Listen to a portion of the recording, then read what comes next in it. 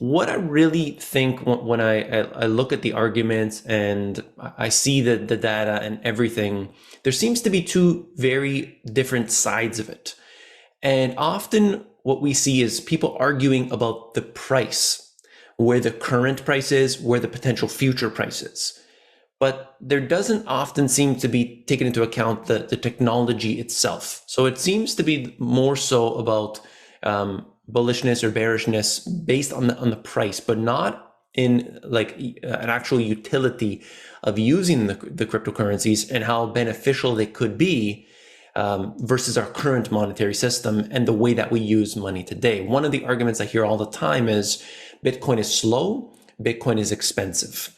And these are arguments that are from people that clearly do not send money internationally. Because for myself, I send money internationally, and I'll tell you right now, this is not cheap and it is not quick. Okay. It takes time. It takes time to move money across, overseas, and it's not cheap. Okay. So when we're talking about something that happens in a few seconds, this is not something that's slow. I mean, compared to certainly maybe other cryptocurrencies, it could be perceived as slow, but we have to compare it to the current monetary system. So, first of all, in terms of the price of Bitcoin, price of Ethereum, price of any of these other cryptocurrencies, do you think where we are today in general is due to a lot of the speculation that we're seeing? Do you think that this is because of new money flooding in from the institutional investors, and sort of where do you see the future? Not necessarily trying to. I did have a few people ask me to ask you the price prediction for Bitcoin end of year. Of course, you're free to answer that, but I think it's more, what is the current price scenario? Is that something that is just purely based on speculation, or is this just the way it is now? So we reached a pretty significant period of speculation back in the springtime, especially in some of the altcoins, right? So Bitcoin had, it did very well, but you saw, things like Dogecoin go vertical, right? So that's where a lot of the retail speculation was. And so ever since we had that big correction, I considered the space to be more reset, especially Bitcoin. And so I think longer term, some of those alts will underperform when we have a deeper, longer bear market. I don't necessarily think that this current, bull cycle is over. I think we could see higher highs in assets like Bitcoin and Ethereum, maybe some of the others into year end or into the first half of 2022, for example. I mean, obviously that's subject to all sorts of macro conditions, liquidity conditions.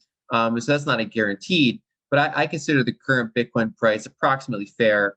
And the way I arrive at that is just by looking at the long-term adoption curve of it, some of these long-term price models. I also compare its market capitalization to estimated gold market capitalization, right? Because it's kind of fulfilling a similar niche, not an identical niche, but a similar niche.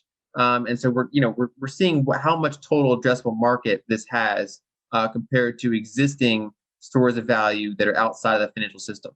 And so the benefit of Bitcoin really is that you basically are, you have the most energy behind it, meaning that it's the most secure blockchain in terms of, someone trying to change it. Ironically, if these other versions of it, say Bitcoin Cash, you have to wait for more confirmations in order for your transaction to be considered, most likely final and unlikely to be reversed with a block reorganization, because it has a lot less energy in the system, a lot less, mining hash rate that's being directed at it. And so really Bitcoin's kind of approach is mostly deliberate in the sense that the reason it's slow and the reason it's expensive is because they wanted to keep block sizes small so that anyone with like a normal laptop can audit the money supply and validate their own transactions. Whereas if you increase the block size too much, you can increase throughput, you can increase the speed of the system, but then you make that harder to verify your own transactions. You have to rely on a distant server to tell you, whether or not the transaction went through, and it starts to approach more like fiat currency. And so Bitcoin makes kind of known trade-offs in order to optimize security over speed. Now there are other developments like Lightning Layer and things like that potentially offer faster payments when you're less inclined towards rock solid security and you're fine with a different security model for more speed. So there's kind of a trade-off there. we are starting to see use cases in places like, there's an article in The Guardian about Nigeria, for example. That's one of the highest places of adoption. They've had high inflation when governments were doing capital controls, and some of those, merchants were using Bitcoin to buy services and products internationally. We also saw, for example, when there were protests against the government, a lot of the protest groups had their bank accounts shut down, so they resorted to Bitcoin. And so it's kind of that freedom tool that a number of different groups around the world have kind of resorted to. Now, overall, the space, the problem is that anyone can create their own cryptocurrencies. So when we see bull markets, all these copycats start to come in. Capital gets diffused among tons of different projects, and so that eventually kind of depletes buyers and eventually causes kind of a blow off top, and eventually you have a longer correction, and you sort out which cryptocurrencies are actually providing value and which ones are not. And so right now we have 10,000 cryptocurrencies. Most of them probably won't be much of value 5 years from now. A handful probably will be. So I think Bitcoin will be. Ethereum, good chance that it will still be valuable. But the smaller and more fringe you go, the less likely it is that cryptocurrency is going to be around in an attractive form. And so I think there is a lot of useful technology here. Like you pointed out, if you're sending international wire, it can take a long time. It can be expensive. You can have hassles where just the bank says no, or just you lose track of where that money is in the system, and then you're worrying about which bank actually has this. Who do I call? Whereas blockchains can do international settlements depending on which one you're using. Maybe half an hour, maybe an hour, maybe quicker if you're using one of the faster, less secure ones. And so this is really interesting technology, both in terms of Bitcoin, in terms of stable coins, and in some of the other things that the system provides. So the last thing that I wanted to ask you today was surrounding risk.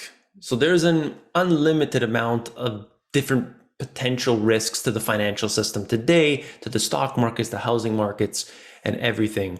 But where do you think is the most likely or the weakest point of the markets today? Is it something with the commercial mortgage-backed securities, like I've been talking about extensively on the channel?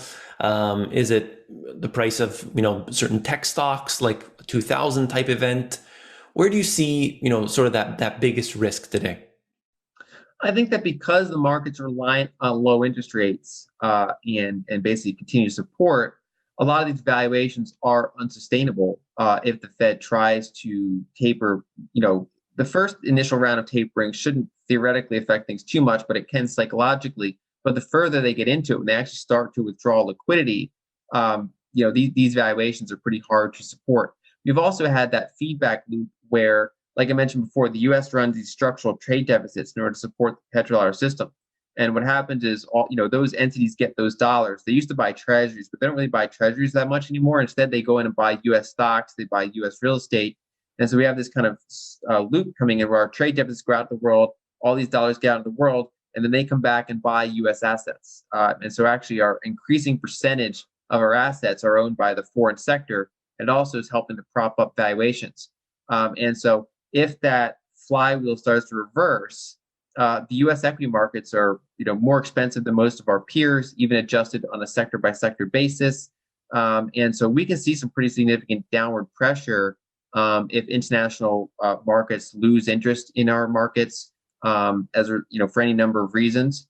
And so I do think that this is going, I think volatility is going to increase in the years ahead, and that this, we've almost been straight up since March 2020, and I think that's going to be facing more turbulence, and you're going to have to be a lot more careful about the type of equity that you own. And so I think that there are still high quality equities trading at reasonable valuations out there. There's real value. There's real work being done. On the other hand, there are meme stocks. There are overvalued tech stocks.